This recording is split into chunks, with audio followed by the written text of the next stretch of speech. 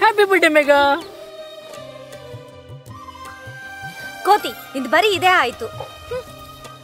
ಕೋತಿ ಕೋತಿ ತರ ಆಡ್ದೆ ಇನ್ನೇನ್ ಮಾಡುತ್ತೆ ಬಾಬಾ.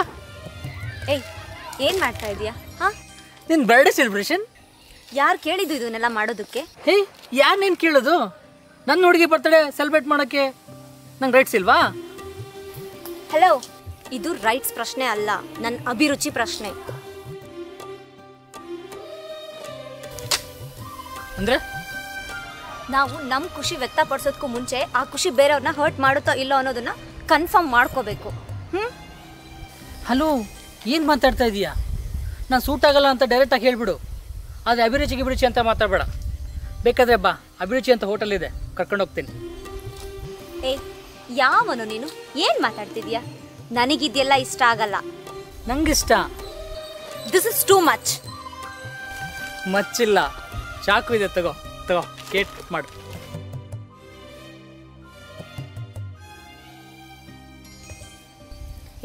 ಏನ್ ಮಾಡ್ದೆ? ಹಾ, ನಾನೇನು ಮಾಡಿದೆ?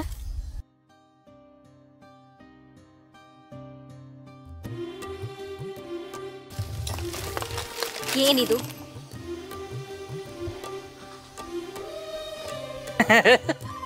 ಪ್ಲಾಸ್ಟಿಕ್. ಪ್ಲಾಸ್ಟಿಕ್ ಅಂದ್ರೆ ಏನ್ ಗೊತ್ತಾ?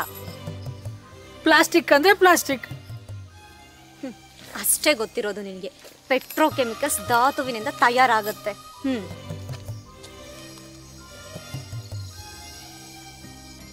ಪ್ಯಾಲೆಟ್ಸ್ ಅನ್ನು ಭಯಂಕರ ವಿಷಕಾರಕ ಇರುತ್ತೆ, ಗೊತ್ತಾ? ಆದ್ರೇನೀಗ? ಏನೀಗ ಅಂತ ಅಷ್ಟು ಈಸಿಯಾಗಿ ಹೇಳ್ತೀಯಲ್ಲೋ. ಇದನ್ನ 2000 ವರ್ಷಗಳ ಕಾಲ ಮಣ್ಣಲ್ಲಿ ಹೂತಿಟ್ರು ನಾಶ ಆಗದಿರೋಂಥ ವಿಷ ಇದು. ಇಷ್ಟು ಕೇರ್ಲೆಸ್ ಆಗಿ ಬಳಸೋದ್ರಿಂದಾನೆ ಮನುಷ್ಯನ ರಕ್ತದಲ್ಲೂ ಕೂಡ ಪ್ಲಾಸ್ಟಿಕ್ ಸೇರ್ಕೊಂಡಿದೆ.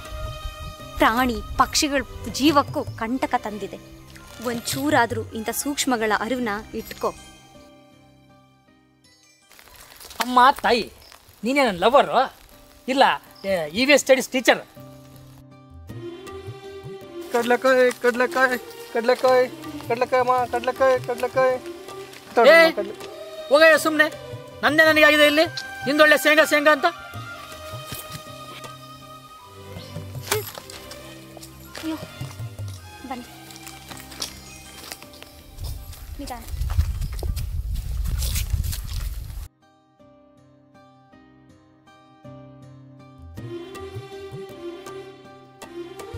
ಎಷ್ಟು ಕೊಡ್ಬೇಕು ತಾಯಿ?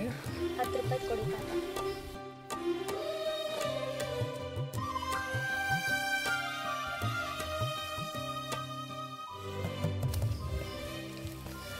ಹೇ, ಇಂಥವೆಲ್ಲ ಏನು ತಿಂತೀಯ ನೀನು? ಇದೆ ನನಗೂ ನಿನಗೂ ಆಗ್ಬಾರ್ದೇ ಇರೋ ವಿಷಯ. ಬದುಕಿನ ಬಗ್ಗೆ ಸೀರಿಯಸ್ನೆಸ್ಸೇ ಇಲ್ಲದೆ ಇರೋ ನಿನಗೆ ಇದೆಲ್ಲ ಅರ್ಥ ಆಗಲ್ಲ. ಇಂಥ ಬದುಕುಗಳು ಅರಳಿದ್ರೇನೆ ದೇಶ ಬೆಳಗೋದು. ಏನು 10 ರೂಪಾಯಿ ಕಡ್ಲೆಕಾಯಿ ತಿಂದ್ಬಿಟ್ರೆ ಏನು ಮಹಾ ಆಗ್ಬಿಡುತ್ತೆ?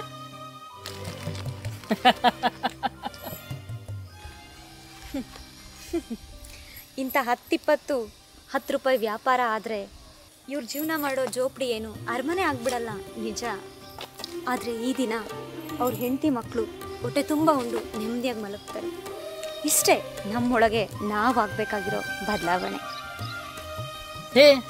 ಅವ್ರವ್ರ ಹಣೆ ಬರೋ ಅವರಿಗೆ ಊರು ಬರೀ ನಮಗೆ ಯಾಕೆ?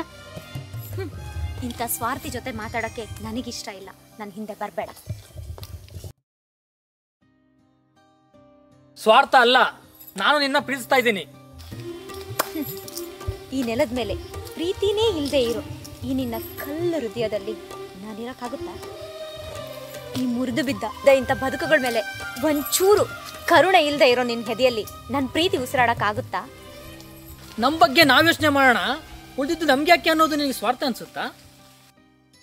ನಿಂಗೆ ನೀನು ಬಹಳ ಚಂದಿದೆ ಅನ್ನೋ ಅಹಂಕಾರ, ಅದಕ್ಕೆ ನನ್ನ ಪ್ರೀತಿ ನಿನಗೆ ಅರ್ಥ ಆಗ್ತಿಲ್ಲ. ಹೌದು ಕಣೋ, ನನ್ನ ಸೌಂದರ್ಯದ ಮೇಲೆ ನನಗೆ ಅಹಂಕಾರನೇ. ಏನೀಗ? ಆದ್ರೆ ಇವತ್ತಿದ್ದು ನಾಳೆ ಬಿದ್ದೋಗುವ ಈ ಮಾಂಸಖಂಡಗಳನ್ನು ಮುಚ್ಚಿದ ಈ ತೊಗಲಿನ ದೇಹದ ಅಂದಕ್ಕಲ್ಲ ನನ್ನ ಅಹಂಕಾರ.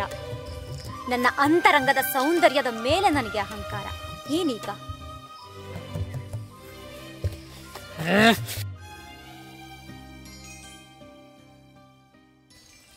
ನಿಂತ್ಕೋ. ಕಿತ್ತು ಬಿಸಾಕಿದ್ರೆ ಗೊತ್ತಾಗಲ್ಲ ಹಸಿರಿನ ಹಂದ. ಒಂದು ಗಿಡನ ಬೆಳೆಸಿ ಅದರಲ್ಲಿ ಹೂನ ಅರಳಿಸಿ ನೋಡು, ಆಗ ನಿಜವಾದ ಬದುಕಿನ ಸೌಂದರ್ಯದ ಸ್ಪರ್ಶ ನಿನಗಾಗುತ್ತೆ. ಹೇ, ನಿಂಗೆ ನಾನು ಬೇಕೋ ಬೇಡೋ ಅದನ್ನ ಹೇಳು. ನಿನ್ನ ವೇದಾಂತ ಕಟ್ಕೊಂಡು ನಾನು ಮಠಕ್ಕೆ ಹೋಗಕ್ಕೆ ತಯಾರಿಲ್ಲ. ಏ ಹೋಗೋ ಹೋಗು. ನನ್ನ ಜಗತ್ತು ಜೀವಂತವಾಗಿರೋದೇ ನಾನು ಪ್ರೀತಿಸೋ ಅಂತಹ ಚಿಕ್ಕ ಚಿಕ್ಕ ವಿಷಯಗಳಲ್ಲೇ. ನಿನಗೂ ಈ ಜಗತ್ತಲ್ಲಿ ಜೀವಿಸುವ ಪ್ರೀತಿ ಹುಟ್ಟಿದಾಗ ಬಾ, ಆಗ ಆ ಪ್ರೀತಿನ ಈ ಪ್ರೀತಿ ಪ್ರೀತಿಸುತ್ತೆ.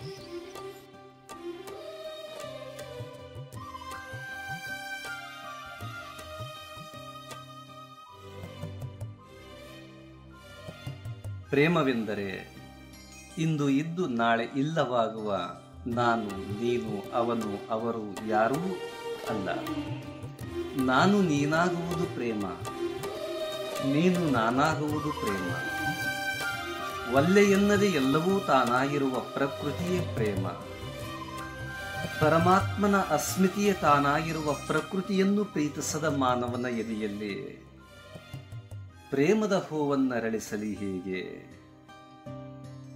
ಏನಂತೀರಾ?